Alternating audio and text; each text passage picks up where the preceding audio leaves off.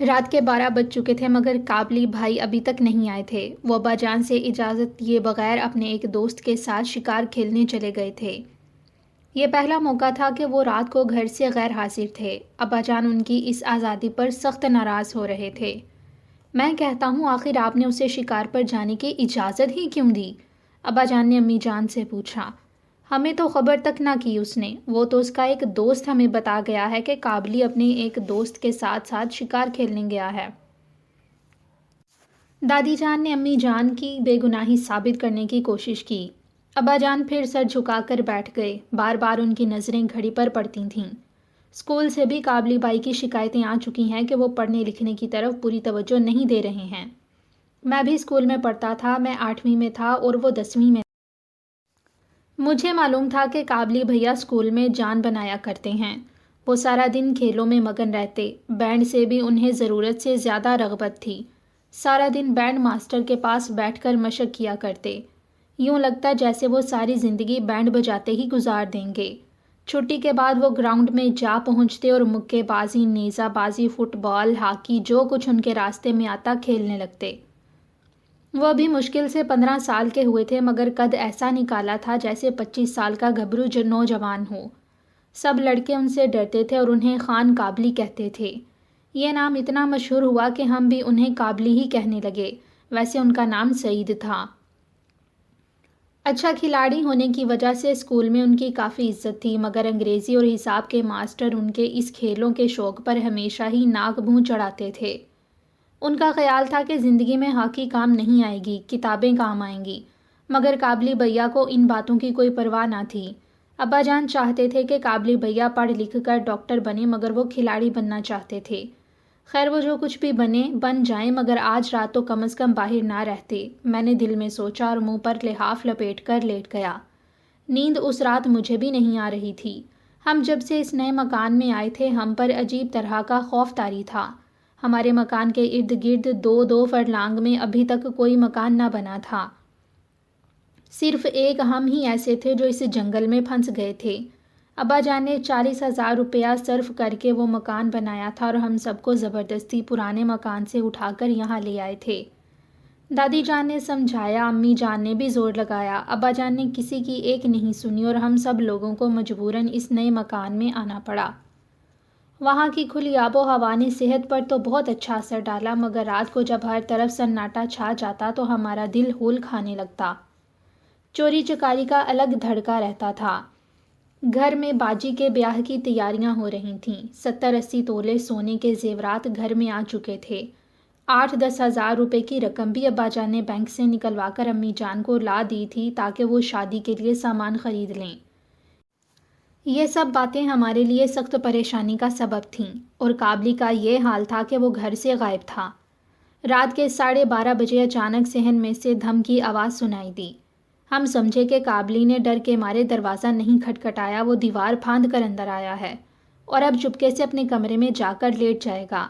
امی جان نے اطمینان کا سانس لیا۔ دادی جان کی آنکھوں میں بھی چمک پیدا ہو گئی اور وہ دھم کی آواز سن کر مسکرائیں مگر ابا جان بھرے بیٹھے تھے۔ وہ ایک دم پلنگ سے اترے اور سلیپر ٹٹولتے ہوئے بولے، اب آیا ہے یہ، آج میں اس کی ایسی خبر لوں گا کہ یاد ہی رکھے گا۔ یہ کہہ کر وہ دروازہ کھول کر باہر صحن میں چلے گئے۔ وہ صحن میں 2 قدم ہی چلے ہوں گے کہ اچانک ان کی خوفناک چیخ سنائی دی، جیسے ان کا کسی نے گلا گھونٹ دیا ہو۔ یا اللہ خیر! امی جان چیختی ہوئی باہر بھاگیں۔ ان کے پیچھے ہم بھی دوڑے مگر ابھی دروازے ہی میں تھے کہ 2 آدمیوں نے ہمیں پیچھے دھکیل دیا۔ ان کے چہروں پر رومال بندھے تھے، صرف آنکھیں نظر آ رہی تھیں جن سے شعلے نکل رہے تھے۔ دونوں آدمی بندوقیں تان کر دروازے میں کھڑے ہو گئے۔ ڈاکو، چور، بچاؤ بچاؤ! ہم سب نے خوف زدہ ہو کر چیخنا شروع کر دیا مگر ہم پر اتنی دہشت طاری ہو چکی تھی کہ ہماری آوازیں کمرے میں ہی گھٹ کر رہ گئیں۔ ان میں سے ایک آدمی نے آگے بڑھ کر کہا، بکواس بند کرو، اگر کسی نے ہلنے کی کوشش کی تو گولی مار دوں گا۔ اس کے ساتھ ہی دوسرا آدمی آگے بڑھا اور اس نے پہلے میرے منہ پر کس کر کپڑا باندھا کیونکہ سب سے زیادہ شور میں نے ہی مچایا تھا۔ اس کے بعد اس نے جیب سے ایک رسی کا ٹکڑا نکال کر میرے ہاتھ کمر کے پیچھے باندھے اور مجھے کونے میں دھکیل دیا۔ اس کے پاس کئی چھوٹی چھوٹی مضبوط رسیاں تھیں۔ مجھے باندھنے کے بعد اس نے باجی کو بھی اسی طرح رسیوں میں جکڑ دیا اور پھر وہ امی جان کی طرف بڑھا۔ جب وہ ان کے ہاتھ باندھنے لگا تو باجی سے رہا نہ گیا. انہوں نے آگے بڑھ کر پوری قوت سے اس درندے کی ناک پر ٹکر ماری. اس کی ناک سے خون پھوٹ نکلا. اس نے جلدی سے بستر کی چادر سے خون صاف کیا اور پھر باجی پر پل پڑا. اس نے ان کے منہ پر اتنی زور زور سے تمانچے مارے کہ وہ بے حال ہو گئیں. امی جان نے باجی کو بچانے کی کوشش کی مگر اتنی دیر میں دوسرا آدمی بھی اپنے ساتھی کی مدد کے لیے آ گیا تھا. اس نے امی کو دھکا دے کر ایک طرف گرا دیا. دادی جان پر اس منظر کا ایسا برا اثر پڑا کہ وہ بیچاری بے ہوش ہو گئیں. ڈاکوؤں نے ایک ایک کر کے دادی اماں، امی جان اور باجی کو رسیوں میں جکڑ دیا. اس کے بعد ایک ڈاکو نے بندوق کی نالی امی جان کی کنپٹی سے لگا کر بڑی ہیبت ناک آواز میں کہا، روپیہ کہاں رکھا ہے؟ امی جان نے بے بسی سے چاروں طرف دیکھا. سارا روپیہ سامنے سیف میں بند تھا اور سیف دیوار میں چنا ہوا تھا. اس کی چابیاں دادی جان کے پاس تھیں اور وہ بے ہوش پڑی تھیں. امی جان کی آنکھوں سے آنسو بہہ رہے تھے. انہوں نے اس کے سوال کا کوئی جواب نہ دیا. میں تم سب کو گولی مار دوں گا. بتاؤ روپیہ کہاں ہے؟ اس جلاد نے پھر اسی خوفناک لہجے میں پوچھا. اچانک ہماری نگاہیں دروازے کی طرف اٹھ گئیں. ان کا تیسرا ساتھی ابا جان کو ہانکتا ہوا کمرے میں لا رہا تھا. ان کے منہ پر پٹی بندھی تھی. سر سے خون بہہ رہا تھا اور دونوں ہاتھ کمر کے پیچھے بندھے ہوئے تھے. تجوری کی چابیاں کہاں ہیں؟ تیسرے آدمی نے بندوق کا کندا ابا جان کی کمر پر مار کر گرجدار آواز میں پوچھا.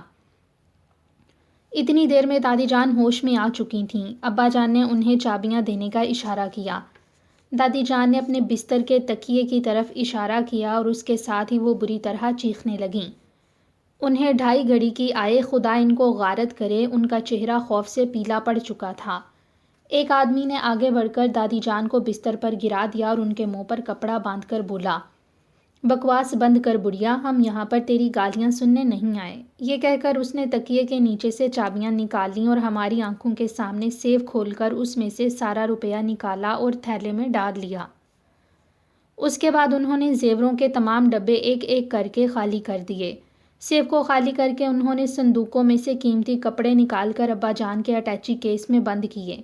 یہ کپڑے باجی کے جہیز کے لیے تیار کیے گئے تھے اور امی جان نے بڑے ارمانوں سے چوم چوم کر صندوقوں میں رکھے تھے. ہماری آنکھیں خون رو رہی تھیں اور ہم بے بس قیدیوں کی طرح دیوار سے لگے کھڑے تھے. جب وہ سارا زیور اور کپڑے سمیٹ چکے تو 2 آدمی ساتھ کے کمرے کی تلاشی لینے لگے. ایک آدمی ابھی تک بندوق تان کر ہمارے سامنے دروازے میں کھڑا تھا. اس کمرے میں چاندی کے چند قیمتی برتن پڑے تھے جو باجی کے جہیز کے لیے خریدے گئے تھے. وہیں ٹیلی فون بھی پڑا تھا. انہوں نے ٹیلی فون دیکھا تو ایک بولا، اوئے اس مصیبت کے تار کاٹ دے، جلدی کر.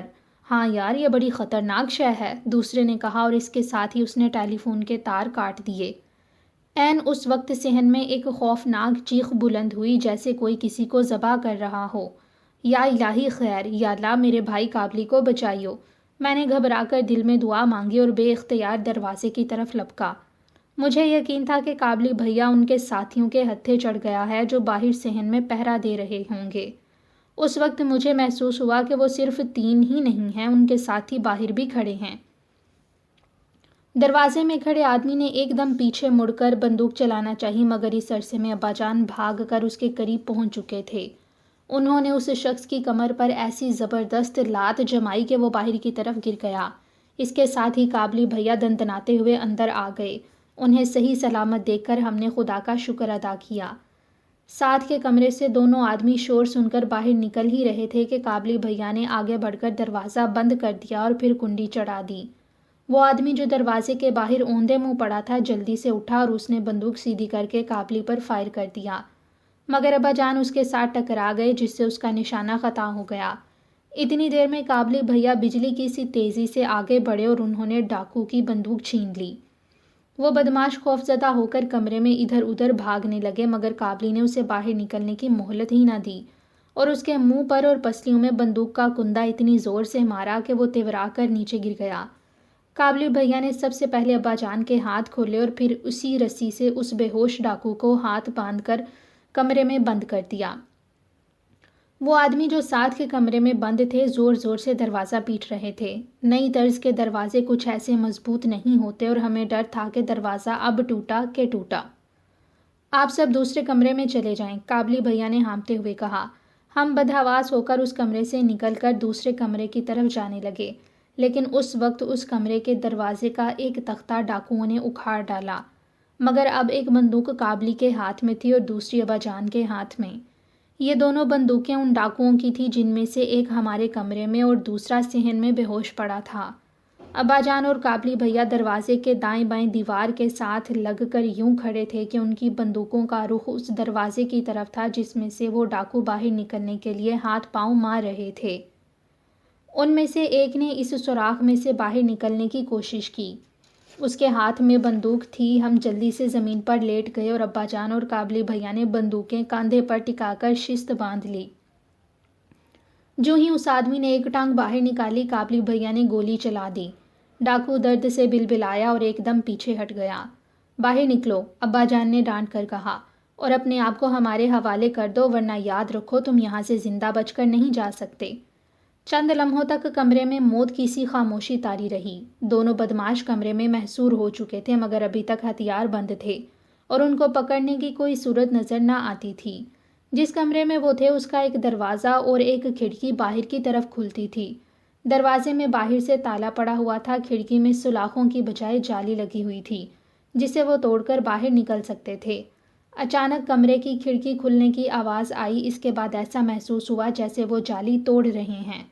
یہ وقت ہمارے لیے بہت خطرناک تھا کیونکہ مال سے بھرا ہوا تھیلا انہی دونوں کے پاس تھا اور اب وہ کھڑکی کی جالی توڑ کر باہر جا رہے تھے۔ قابلی بھیا ان کا مطلب سمجھ گئے۔ انہوں نے ہمیں باہر نکال کر چھت پر بھیج دیا اور کمرے کا دروازہ بند کر کے باہر نکل گئے۔ ابا جان ان کے پیچھے پیچھے تھے۔ مکان کا صدر دروازہ اسی طرف تھا جس طرف کی کھڑکی توڑ کر ڈاکو باہر جانا چاہتے تھے۔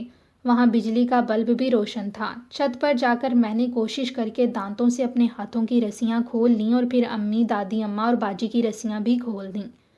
وہ سب آزاد ہوتے ہی شور مچانے لگے۔ چھت پر اینٹیں پڑی ہوئی تھیں، وہ ہم نے اٹھا لیں کہ جوں ہی ڈاکو باہر نکلے ہم ان پر اینٹوں کی بارش کر دیں۔ ایک ڈاکو صحن میں بے ہوش پڑا تھا، دوسرے کو قابلی بھیا کمرے میں باندھ کر ڈال گئے تھے۔ باقی دو ڈاکو ابا جان کی ساری عمر کی کمائی سمیٹ کر فرار ہونے کی کوشش کر رہے تھے۔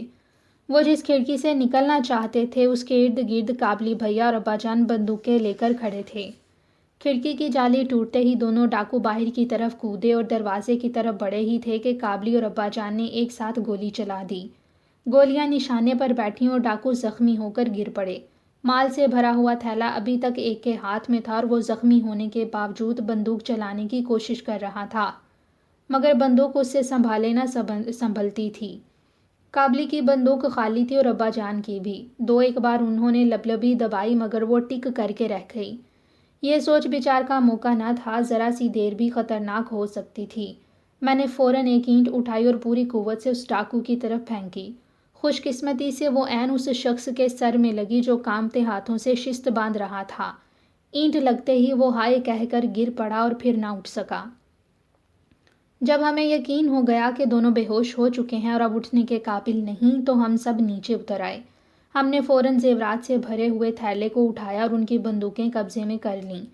اسی وقت ابا جان اسکوٹر لے کر تھانے کی طرف بھاگے کیونکہ ٹیلی فون کے تار ڈاکو کاٹ چکے تھے۔ پولیس کے آنے کے ساتھ ہی وہاں بہت سے لوگ جمع ہو گئے تھے اور تھوڑی ہی دیر میں اس جنگل میں منگل ہو گیا۔ گولیوں کی آوازیں سن کر دور دور تک لوگ جاگ اٹھے تھے اور اب وہ پولیس کی گاڑیاں دیکھ کر لپ کے چلے آ رہے تھے۔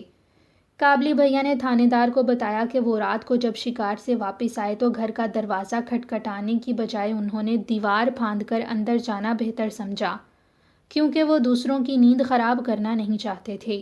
جو ہی وہ صحن کی دیوار پر چڑھے انہیں گھر کا نقشہ ہی بدلا ہوا نظر آیا۔ صحن کی بتی روشن تھی اور دیوار کے پیچھے ایک نقاب پوش آدمی بندوق تانے کھڑا تھا، اس کی پیٹھ دیوار کی طرف تھی۔ قابلی بھیا نے کمرے کے اندر سے گھٹی گھٹی چیخوں کی آواز سنی تو وہ سمجھ گئے کہ ان کا گھر لوٹا جا رہا ہے۔ انہوں نے ایک دم ڈاکو کے اوپر چھلانگ لگا دی اور اس کی بندوق چھین کر اس کو اتنا مارا کہ وہ بے ہوش ہو گیا۔ یہ اسی ڈاکو کی چیخیں تھیں جنہیں سن کر ہمیں قابلی بھیا کا گمان ہوا تھا۔ جو ڈاکو کمرے کے دروازے میں کھڑا تھا اس نے چیخیں سن کر اپنی بندوق کا رخ صحن کی طرف موڑ دیا، مگر پیشتر اس کے کہ وہ فائر کرتا پیچھے سے ابا جان نے اس کی کمر پر لات جما دی اور وہ زمین پر گر پڑا۔ اتنی دیر میں کابلی بھیا دیوار کے ساتھ گرے ہوئے ڈاکو کی بندوق اٹھا کر اندر آ گئے تھے۔ اس کے بعد کا قصہ تو آپ کو معلوم ہی ہے۔ کابلی خان نے ایسا زبردست کارنامہ کیا تھا کہ تھانے دار بھی اش اش کر اٹھا۔ وہ چاروں بڑے مشہور بدماش تھے اور تھوڑے ہی دن پہلے جیل سے رہا ہوئے تھے۔ اس عرصے میں انہوں نے کتنے ہی آدمیوں کو لوٹ لیا تھا اور پولیس انہیں پکڑنے کے لیے دوڑ دھوپ کر رہی تھی۔ دوسرے دن سارے شہر میں اس ڈاکے کی خبر مشہور ہو گئی۔ اخباروں میں زخمی ڈاکوؤں کی تصویروں کے ساتھ کابلی خان کی شاندار تصویر بھی چھپی، اور شہر کے ڈپٹی کمشنر نے اعلان کیا کہ کابلی کو ان کی بے مثال جرأت اور دلیری کے صلے میں بہت بڑا انعام دیا جائے گا۔